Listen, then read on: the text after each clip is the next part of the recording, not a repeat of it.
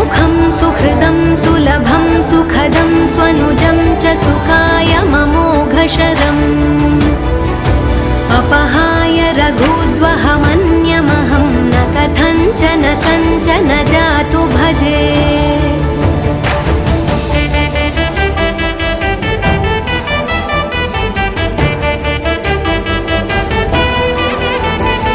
विना वेङ्कटेशं ननाथो ननाथः सदा वेङ्कटेशं स्मरामि स्मरामि